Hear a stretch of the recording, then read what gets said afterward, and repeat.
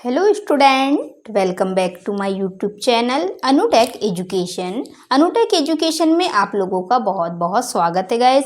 आज हम लोग कुछ नए टॉपिक के साथ प्रेजेंट हुए हैं ना। अभी हम लोगों ने पिछली क्लासों में सब्जेक्ट वर्ब एग्रीमेंट को भी कवर कर लिया है ना। उसके बाद हमने टेंस को भी कवर किया, उसके बाद हमने आर्टिकल भी देखा है ना।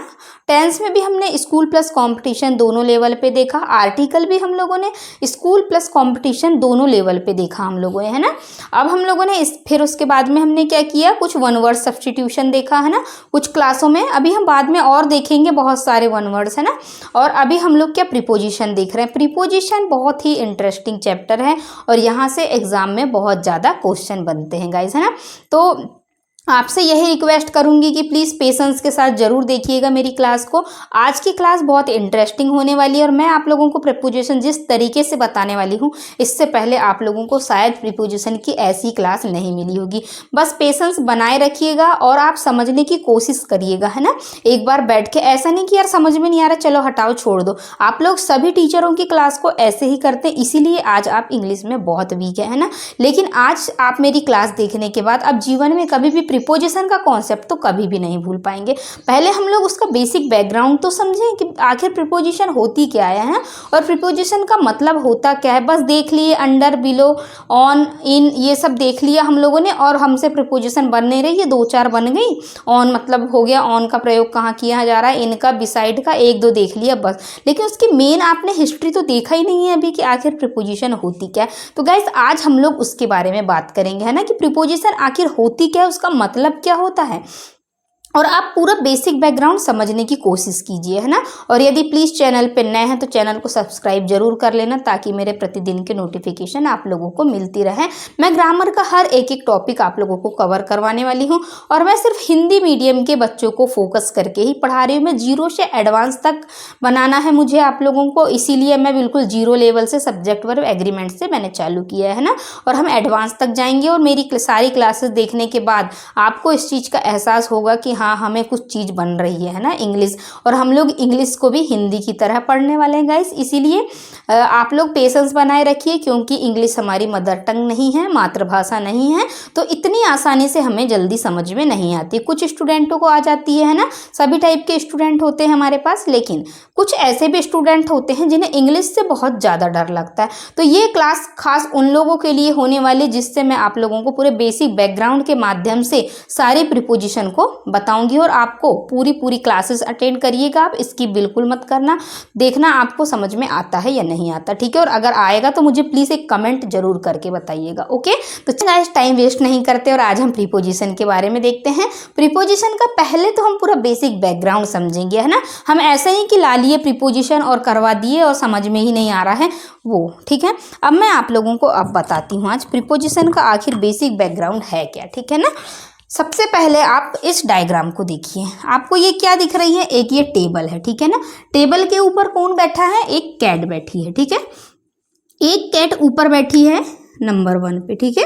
एक कैट नीचे बैठी है नंबर 2 पे, एक कैट इधर साइड में बैठी है ना, तो इसे हम लोग बोलते हैं ये 3rd नंबर पे बैठी, ठीक है। तो ये तो कैट बैठी है ऑन में, ठीक है। ये बैठी है अंडर, अंडर मतलब होता है नीचे, ओके।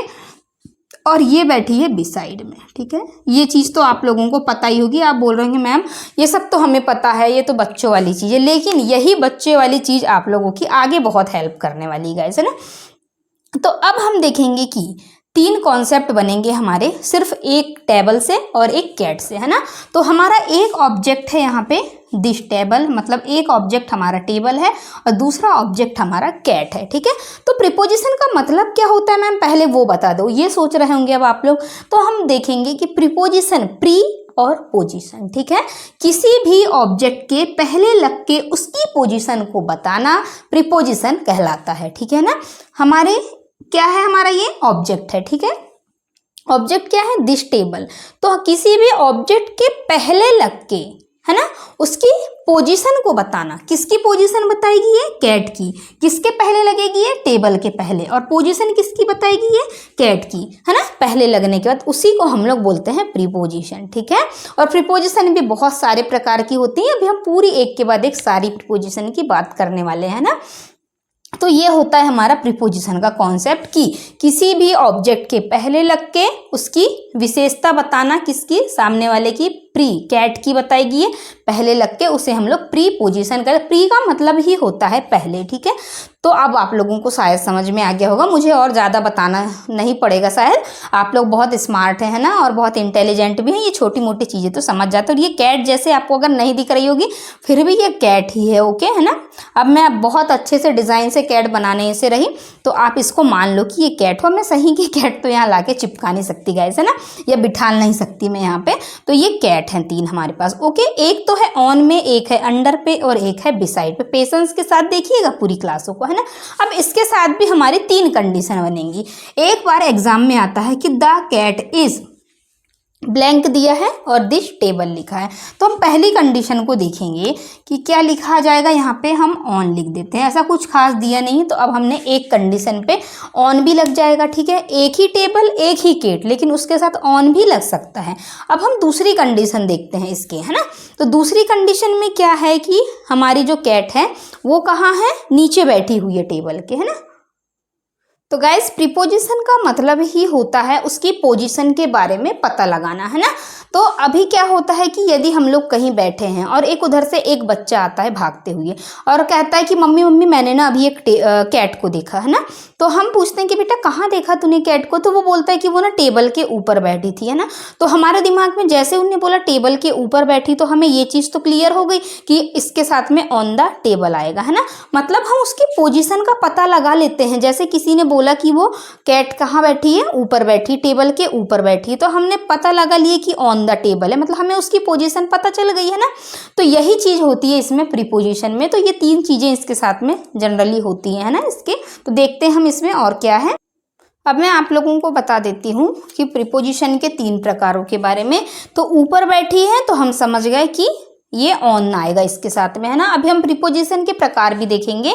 फिर बाद में एक बच्चा आता है और बोलता है मम्मी मम्मी मैंने ना एक कैट को देखा, तो बोले बेटा कहाँ बैठी थी, तो वो ना नीचे बैठी थी टेबल के, है ना। तो हम समझ गए कि नीचे बैठी मतलब अंडर आएगा, है ना। तो इसके साथ में हम लोग अंडर, हम इसकी पोजीशन समझ गए कि ये टेबल से जस्ट नीचे बैठी होगी छुप के, वो भी ठीक है। अब नेक्स्ट हमने देखा कि फिर आता है बच्चा बोले मम्मी मम्मी अभी ना मैंने एक कैट को देखा, वो कैट ना टेबल के साइड में बैठी थी, ठीक है। तो हम समझ गए कि वो ना टेबल के किनारे में बैठी होगी, जस्ट साइड में चिपक के, है ना। तो हमने फिर उसकी पोजीशन का पता लगा लिया और हमें पता चल गया कि साइड में बैठी, मतलब हम उसे बिसाइड बोलेंगे। तो ये 3 चीज़ आपको क्लियर हुई होंगी। ऑन मतलब ऊपर, अंडर मतलब नीचे बैठी होगी, और साइड में बैठी है मतलब बिसाइड, है ना। तो आई होप, मुझे लगता है कि अब ये आप लोगों को क्लियर हो चुकी है ये तीनों पोजीशनों के बारे में, है ना। मैं अब आप लोगों को प्रीपोजिशन के बारे में भी बताऊंगी और कि कौन कौन सी प्रीपोजिशंस होती हैं गाइस, है ना। तो ये चीज़ आप लोग अच्छे से समझ लीजिए, ओके। तो चलिए गाइस अब हम लोग देख लेते हैं कि प्रीपोजिशन कितने प्रकार की होती है ना। तो हमने अभी तक तो प्रीपोजिशनों के बारे में आपको पता ही नहीं होगा कि आखिर प्रीपोजिशन होती कितने प्रकार की है ना। तो आज हम लोग देखेंगे कि प्रीपोजिशन आखिर होती कितने प्रकार की हैं। तो सबसे फर्स्ट नंबर पे आता है हमारा बेसिक प्रीपोजिशन, ठीक है।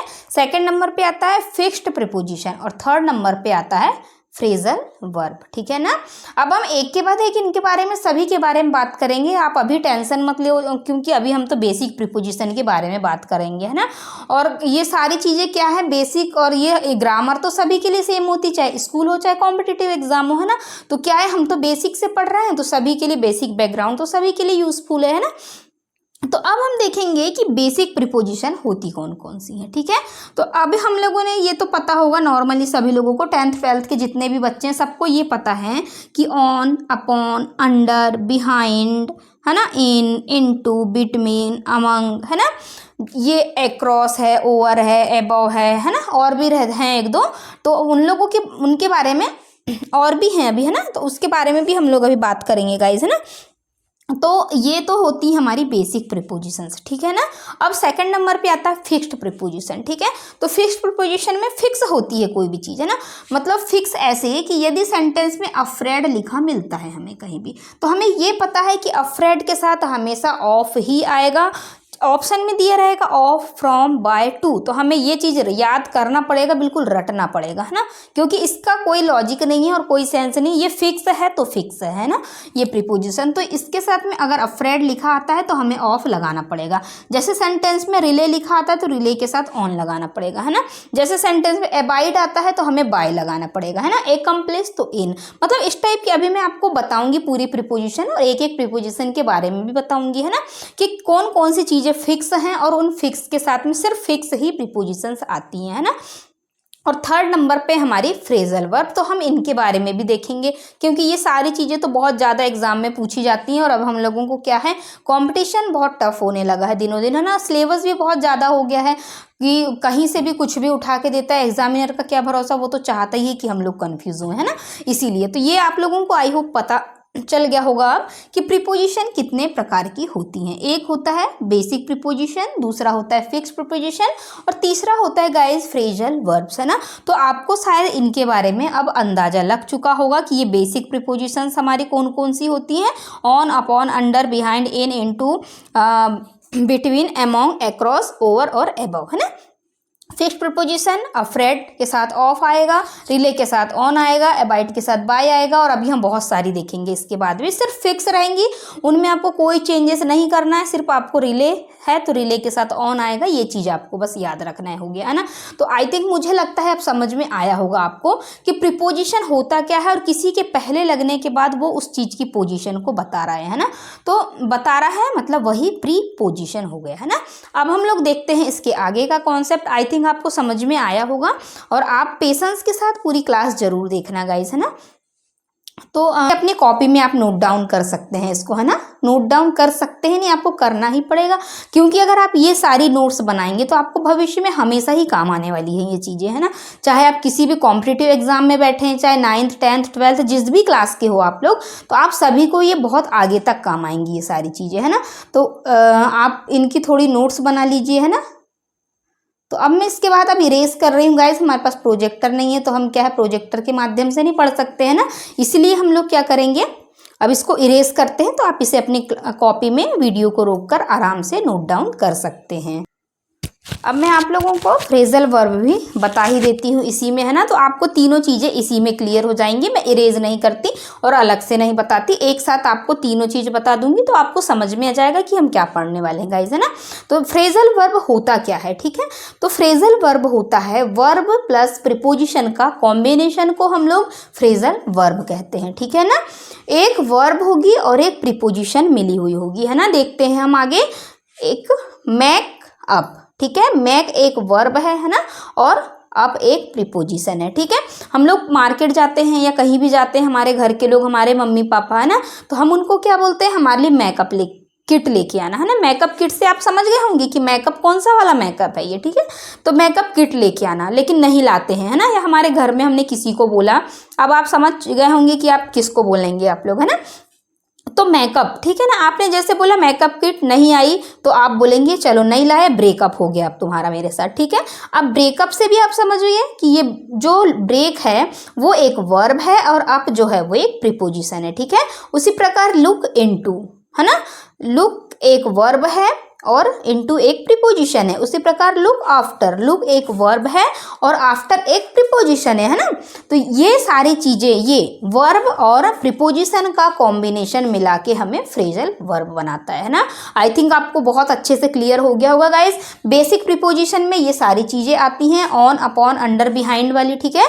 फिक्स प्रीपोजिशन अभी मैं आपको बताऊंगी, अभी ये क्या है, हमारे पास स्पेस प्रॉब्लम है तो हम एक एक चीज़ को एक के बाद एक कवर करेंगे, है ना। और इसके बाद हम एग्जाम में आए हुए क्वेश्चन भी देखने वाले हैं। तो देखिए, अफ्रेड के साथ ऑफ आएगा, ये फिक्स है, रिले के साथ ऑन आएगा, ये फिक्स है, अबाइड के साथ बाय आएगा, ये फिक्स है। और भी मैं आप लोगों को बहुत सारी फिक्स वाली प्रीपोजिशन बताऊंगी कि उनके साथ कोई कॉन्सेप्ट नहीं, सिर्फ उन्हें फिक्स चीज़ों को याद करना है बस, है ना। फ्रेजल वर्ब आती है तीसरे नंबर पे, तीसरे नंबर पे ये होती है वर्ब प्लस प्रीपोजिशन का कॉम्बिनेशन, है ना। तो ये आपने देखा makeup, breakup, look into, look after, तो ये है हमारी फ्रेजल वर्ब, है ना। और हम इन सभी के बारे में बहुत आगे अच्छे से पढ़ने वाले हैं।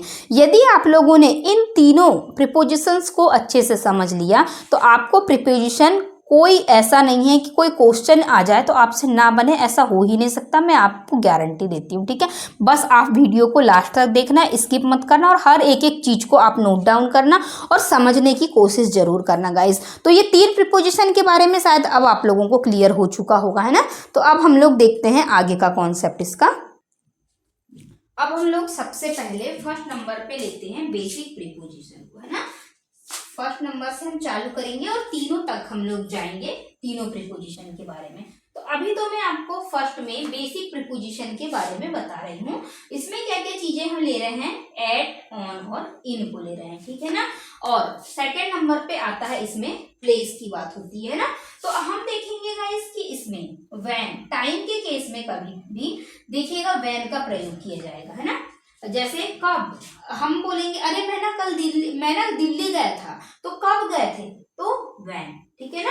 किसी प्लेस की बात कर रहा है, वह तुम कहाँ जा रहे हो, तो हमें प्लेस बताना पड़ेगा वेयर, है ना, जगह। तो हम दिल्ली जा रहे हैं, मुंबई जा रहे हैं, कहीं भी, है ना। तो व्हेन और वेयर का कॉन्सेप्ट आपको याद रखना है ना। और एट, ऑन और इन का कॉन्सेप्ट अब हम लोग देखेंगे कि इनका प्रयोग कहाँ कहाँ किया जाता है।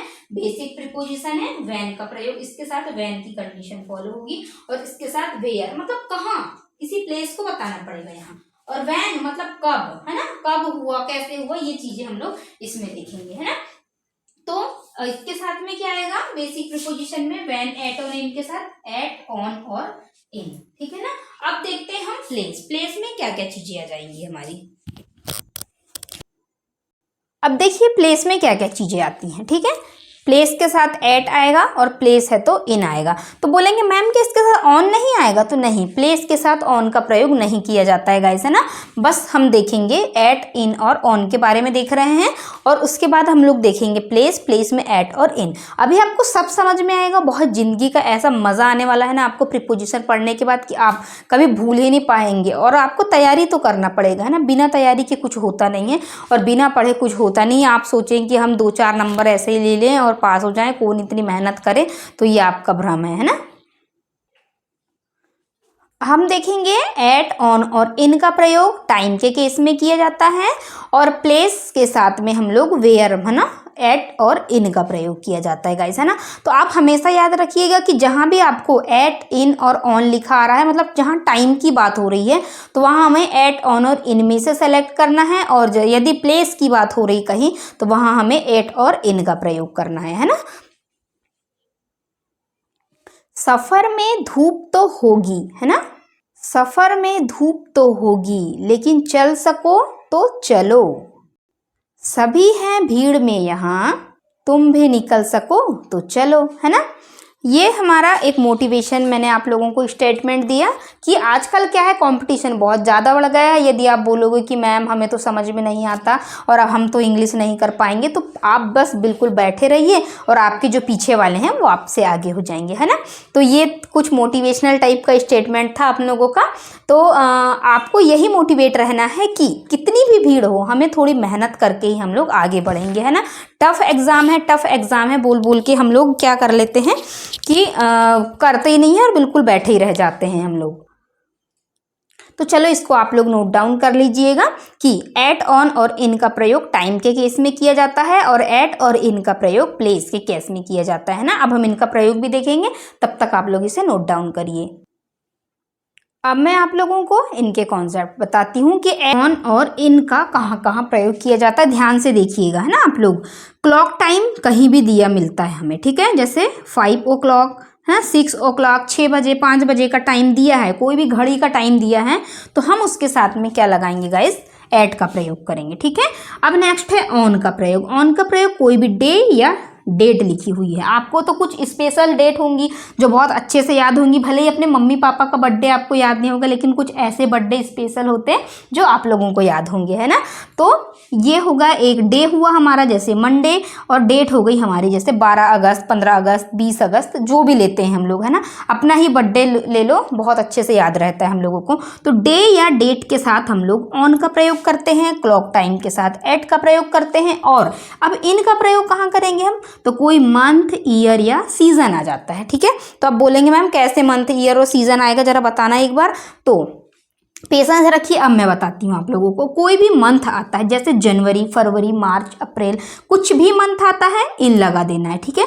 2011, 2010, 2022, 2024, 2050 कुछ भी आता है इन लगा देना है। किसी भी सीजन की बात हो रही है ना, ये मंथ हुआ, ये ईयर हुआ, अब सीजन की बात करेंगे हम, तो सीजन विंटर समर है ना, जो भी हमारे सीजन्स आते हैं ना, ऋतुएं आती हैं, जैसे विंटर समर है जो भी है ना, तो सारे ऋतुओं के साथ हम लोग क्या लगाते हैं, इनका प्रयोग करते हैं ना। अभी सब समझ में आएगा, मैं आप लोगों को इसके जब क्वेश्चन बताऊंगी ना तो पूरा पूरा समझ में आएगा आप लोगों को, है ना गाइस। तो आप सीजन के बारे में देखिए कि विंटर, सावन, पतझड़, सावन, बसंत, बहार, एक सॉन्ग भी है आप लोगों को पता ही होगा, है ना। तो पतझड़, सावन, बसंत, बहार, कोई भी सीजन आ जाए और पांचवा तो कोई सीजन होता नहीं है, तो इन 4 ऋतुओं का किसी का भी नाम आता है तो वहां पे हम लोग क्या लगाएंगे गाइस, इनका प्रयोग करेंगे, है ना। इतना समझ आया होगा अब आप लोगों को, है ना।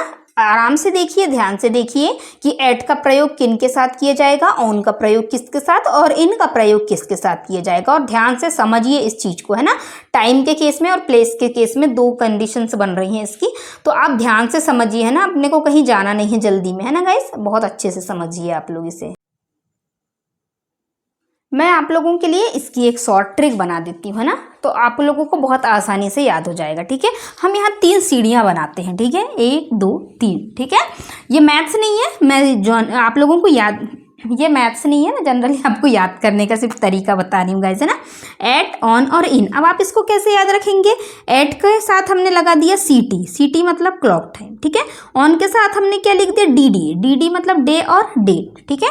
अब इनका प्रयोग कैसे याद रखेंगे, MYS, मंथ, ईयर, सीजन, है ना। हल्के में मत लीजिएगा, एग्जाम में बहुत ज्यादा क्वेश्चन बनते हैं इसके, इसलिए आप पहले इसको अच्छे से समझ लीजिए, है ना। ये मत सोचिए कि क्या कचरा बना दिया मैम ने, ये कचरा नहीं है, ये बहुत इंपॉर्टेंट चीजें हैं जो मैं आप लोगों को बता रही हूँ। तो ये आपकी शॉर्ट ट्रिक है, आप इतना सा याद रखो अब, है ना। सीटी, 8, डीडी, ऑन, MYS, इन, है ना। और इनके फुल फॉर्म तो आप लोगों को पता ही है ये, है ना। पेशेंस के साथ देखिए गाइस, बहुत ज्यादा पूछता है, इसीलिए मैं इतना डिटेल बता रही हूँ आप लोगों को। तो आई होप आप लोगों को ये सारी चीजें समझ में आई होगी गाइस, है ना। अब हम लोग क्या करेंगे, डे के भी कुछ पार्ट्स होते हैं, जैसे किसी भी दिन का एक पार्ट होगा ना, जैसे मॉर्निंग होता है, आफ्टरनून होता है, इवनिंग होता है, नाइट होता है, तो इनके पार्टों के साथ भी एग्जाम में बहुत ज़्यादा क्वेश्चन बनने लगे हैं आप, है ना। कि मॉर्निंग के साथ अगर क्वेश्चन में दिया मॉर्निंग, तो मॉर्निंग के साथ क्या आएगा, है ना। इवनिंग दिया है तो इवनिंग के साथ क्या आएगा, या नाइट दिया है तो नाइट, आफ्टरनून दिया है तो आफ्टरनून, इनके साथ क्या आएगा। अब हमें तो ये चीज़ पता ही नहीं, अभी तो हमने सिर्फ बेसिक इतनी ही चीज़ें पढ़े, तो अब हमारे पास थोड़ी स्पेस प्रॉब्लम है गाइस, तो अब हम ना इनको थोड़ा इरेज कर देते हैं। और अब मैं आपको बता रही हूँ डे और डेट के बारे में, कि अब मैं आप लोगों को बताऊंगी डे के बारे में, है ना, सॉरी, डे और डेट के बारे में नहीं, सिर्फ डे के बारे में बात करेंगे हम लोग, है ना। तो डे के बारे में बात करेंगे हम इसमें, तो क्या होगा इसमें कि कौन कौन से पार्ट होते हैं, अब हम उनको देख लेते हैं एक बार इसके। तो गाइज अभी हम लोगों ने क्या देखा था, हमारे पास स्पेस प्रॉब्लम थी ना, इसलिए हमने अभी इरेज कर दिया था उसको, है ना। तो हमने अभी क्या हुआ था, ऑन का प्रयोग देखा था, उसमें नॉर्मली हमने डे और डेट के बारे में देखा था, है ना। तो उसमें जैसे मंडे या कोई डेट दी हुई है ना, तो एक डे हो गया दिन, और दिन के बाद में डेट की बात हो रही थी, कोई भी तारीख दी हुई है हमारे साथ, ठीक है। यहाँ तक आपको समझ में आ गया था। अब हम बात करेंगे इसके भी नीचे, पिछली बार और एग्जाम में क्वेश्चन दे दिया था कि इसके नीचे डे के भी के अंदर क्या चीज़ पूछी जाती है, तो एक दिन के 4 पहर होते हैं, ठीक है। या हम बोल सकते हैं कि एक दिन में को 4 पार्टों में बांटा गया है, the morning, the afternoon, the evening और द नाइट, है ना। अब इतने डीपली क्वेश्चन पूछे जाते हैं एग्जाम में, और हम लोगों को क्या है, फ्री ऑफ क्लासेस जो यूट्यूब पे आप लोग देखते हैं, तो वहाँ इतना बेसिक आप लोगों को नहीं बताया जाता, लेकिन मुझे 0 से एडवांस तक लेके जाना है स्टूडेंटों को, तो मैं बहुत डीपली एनालाइज करके ही आप लोगों को सारी चीज़ें क्लियर कर रही हूँ, है ना। इतना डीपली तो कोई नहीं बताएगा आप लोगों को, डायरेक्ट ऊपर ऊपर बता दिया जाता है, बस हो गया। तो द मॉर्निंग यदि आपको लिखा हुआ आता है सेंटेंस में, तो उसके साथ आपको इन लगाना है। द आफ्टरनून लिखा आता है तो आपको उसके साथ भी इन लगाना है। द इवनिंग लिखा आता है तो उसके साथ भी हमें इन लगाना है गाइस। और द नाइट लिखा हुआ आता है तो उसके साथ भी हमें इन का प्रयोग करना है। लेकिन संभल के, द नाइट है तो इन आएगा, लेकिन यदि सिर्फ सिंगल नाइट है तो उसके साथ एट का प्रयोग किया जाएगा, है ना। बहुत छोटी छोटी चीज़ें, बहुत याद रखने वाली चीज़ें हैं। तो ये मॉर्निंग, आफ्टरनून, इवनिंग, ठीक है, और द नाइट, इन सभी के साथ तो इन आ गया, ठीक है। लेकिन नाइट की बात करें तो नाइट के साथ में एट आएगा, सिंगल नाइट है तो बिना दा के, है ना। अब इसके नीचे फिर और पार्ट होते हैं, तो आप बोलोगे मैम क्या बिल्कुल ज़मीन में बिठा दोगे कि हमको, तो अब क्या करें, ऐसे क्वेश्चन ही आते हैं, तो इसमें हमारी भी गलती नहीं, हमारा तो काम आपको बताने का है गाइस, है ना। तो द मॉर्निंग, अब मॉर्निंग का भी एक पार्ट होता है, सुबह सुबह का समय, उसको हम लोग बोलते हैं डॉन, ठीक है। उसको हम लोग क्या होता है, सुबह सुबह जो प्रातः का समय होता है ना, जैसे 5 बजे का टाइम है, 5 से 6 बजे का टाइम, बिल्कुल प्रातः काल, बिल्कुल शुरुआत हो ही रही है मॉर्निंग की, तो हम उसको बोलते हैं डॉन, ठीक है। नेक्स्ट है आफ्टरनून, दोपहर, दोपहर का भी एक बीच का समय होता है दोपहर, उसे हम बोलते हैं नून। इवनिंग होती है शाम, संध्या समय बोलते हैं जिसे हम लोग, तो उसको हम लोग बोलते हैं डस्क, है ना। शाम के समय आप लोगों को घर के पास दरवाजे पे बैठने नहीं दिए जाते, हमारे बड़े बुजुर्ग लोग नहीं देते हमें, है ना।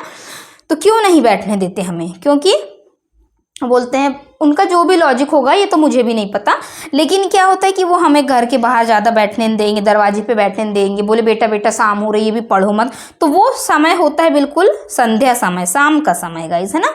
और नेक्स्ट है हमारा नाइट, नाइट का भी एक पार्ट होता है मिड नाइट, मध्य रात्रि, है ना, उसके साथ हम लोग एट का प्रयोग करते हैं, वो जिसमें भूत प्रेत आते हैं, है ना, बोलते हैं ना हम लोग, अरे बीच में मत जाओ, बीच रात में मत जाओ, घर में 12 से 3 तक घर के अंदर रहो, रात में भूत आ जाती हैं। तो जब ऐसे कॉन्सेप्ट आते हैं, तो यदि पिछले बार डॉन का क्वेश्चन आया था आपका, है ना, कि लिखा हुआ था डॉन, तो उसके साथ इट ऑन इन जो भी ऑब्जेक्ट दिए थे आपको प्रीपोजिशन के, तो ये था, तो हमें क्या है इसके साथ भी पता रहना चाहिए एट आता है। यदि नून लिखा है सिंगल तो वहाँ भी एट आएगा, डस्क लिखा है तो एट आएगा, और मिडनाइट लिखा है तो एट का प्रयोग होगा, है ना। तो गाइज ये तो थे हमारे पूरे बेसिक, बिल्कुल अंदर से अंदर, बिल्कुल जड़ से जड़ तक हम लोगों ने देख लिया। और बहुत इन्हीं छोटी छोटी कंपटीशन एग्जाम में कुछ भी आ सकता है, छोटी छोटी चीज़ें ही एग्जाम में आप लोगों को पूछी जाती है ना। अब हम लोग ने तो बहुत ज़्यादा बात कर ली एट, इन और ऑन के बारे में, अब हम लोग बात करेंगे गाइज प्लेस के बारे में, है ना। चलिए अब हम इनके बारे में देख लेते हैं, कुछ प्लेस के बारे में, है ना। तो प्लेस में एट और इन का प्रयोग किया जाता है, इसमें ऑन का प्रयोग नहीं होता है। ऑन की बहुत लंबी चौड़ी कहानी थी जो हम लोगों ने देख लिया है ना उसके। तो एट का प्रयोग कहाँ किया जाता है अब, तो एट का प्रयोग स्मॉल जगह के साथ किया जाता है, छोटी सिटियों के साथ, है ना। जो बहुत छोटी जगह होती है उनके साथ हम एट का प्रयोग करेंगे, है ना।